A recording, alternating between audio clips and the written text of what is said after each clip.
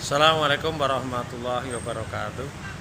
Alhamdulillah, ini saya berada di sebuah supermarket di Solo ya. Itu ada acara di Solo. Pada kesempatan yang berbahagia ini saya akan menjawab pertanyaan seorang netizen ya. Mohon bersabar yang pertanyaannya belum saya buatkan video ya. Pertanyaannya yaitu ibu feeling, bapak thinking, anak insting, pola asuhnya gimana ya. Sebagaimana biasa kita lihat perbedaannya orang tua kepada anaknya. Bapaknya dulu, bapak yang thinking dengan anak yang insting itu perbedaannya. Yang pertama, thinking suka menekan, mentarget. Insting tidak suka ditekan, tidak suka ditarget, hidupnya mengalir. Itu pertama ya. Yang kedua, thinking itu kalau bergerak agak lambat ketika dia banyak menganalisa dulu apa yang harus dia lakukan. Sedangkan insting gerak cepat. Perbedaannya itu. Nah, ini kita kenalkan dengan yang istilahnya parent leader. Parent leader itu adalah pemimpin keluarga dalam bidang pola asuh ya. Ketua atau pemimpin keluarga secara umum adalah bapak ya, kepala keluarga, tetapi ketika parent leader, pemimpin dalam hal pola asuh, bisa bapak, bisa ibu. Parent leader ini yang mendampingi anak hariannya, mementoring anak secara harian ya. Nah, kalau bapaknya yang thinking tadi bisa menjadi parent leader pada anaknya, mendampingi keseharian anak, manakala orang tua ini bisa sudah menyesuaikan kepada anaknya ya. Berarti dia thinking harus mau bisa gerak cepat, kemudian dia tidak terlalu menekat ya. Bisa melihat anak itu kapan diajak untuk meningkatkan prestasinya atau perbaikan akhlaknya. Ketika bisa maka silakan bapaknya menjadi parent leader. Sekarang kita analisa ibunya. Perbedaannya, ibu feeling itu banyak ngomong, panjang, sensing, kalimat pendek. Yang kedua, ibu feeling itu lamban ya. Feeling kan sukanya santai, tetapi kalau anaknya adalah gerak cepat ya.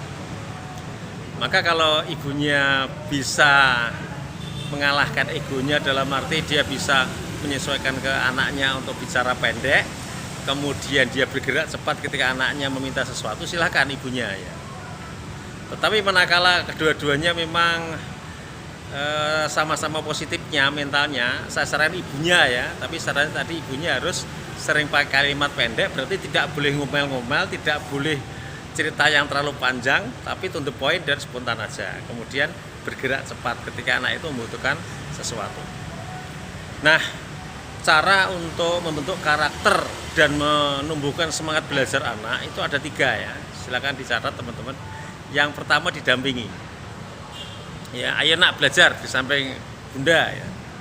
Tidak harus ibunya ngajari terus, karena sensing saya lihat rata-rata juga cerdas anaknya. Kenapa Allah mentakdirkan IQ-nya tinggi? Karena dia kan tidak fokus, tidak tuntas ya. Maka perlu IQ yang tinggi, ketika dia belajar sebentar sudah bisa. Manakala fokus sejenak saja dia sudah bisa memahami sebuah permasalahan tertentu ya. Meskipun mohon maaf ya, tetap ada insting yang IQ-nya agak rendah atau sedang, tetapi rata-rata saya lihat insting itu IQ-nya tinggi ya. Yang pertama, dampingi. Ibunya pergi tidak mau mendampingi, dia juga pergi kayak jadi belajar. Yang kedua, sambil belajar diselingi dengan uji adrenalin ya. Saya pernah mempraktekkan bahwa anak insting ya, saya malas belajar, saya bawa jalan-jalan di tengah jalan ya, itu perjalanan motor ke lereng gunung, di tengah jalan saya ajak belajar, mau nambah hafalan Quran mau gitu ya. Itu pengalaman saya, dan insya Allah di insting yang lain juga seperti itu. Diselang-seling aja, minimal sepekan sekolah, misalnya Senin sampai Jumat, Sabtu atau Ahad uji adrenalin ya, entah itu di pantai, waterboom, outbound, rafting ya, kemudian flying fox, main di Dufan dan seterusnya ya. 1, 2, yang ketiga, naikkan ruqyahnya, amal hariannya ya. Tetapi kalau dia masih SD dan SMP, dia disuruh menaikkan amal ibadah kan sulit ya. Misalnya tahajud, kemudian duha, tadarus, itu masih sulit ya. Paling efektif untuk anak insting yang masih SMP ke bawah yaitu dengan cara sering diajak itikaf atau tidur di masjid atau berdiam diri di masjid. Itu insya Allah akhlaknya bisa drastis menjadi baik. Nah, maka di sini tantangan bagi terutama bapaknya untuk sering mengajak insting ke masjid, bahkan tidur di masjid ya, bermalam di masjid ya. Suatu ketika ada seorang klien yang turut ke saya, anaknya insting menunggu masuk SMA ya, kan libur panjang SMP ya, karena itu sudah kelulusan. Dia jenuh, disuruh menghafal Quran, malas, suruh ini itu juga malas. Saya coba gini, Pak, intinya insting itu ruhiyahnya dinaikkan, ibadahnya dinaikkan. Kenapa? Karena di batang otaknya itu ada saraf parasimpatik ya di sini, itu yang mengendalikan spiritual.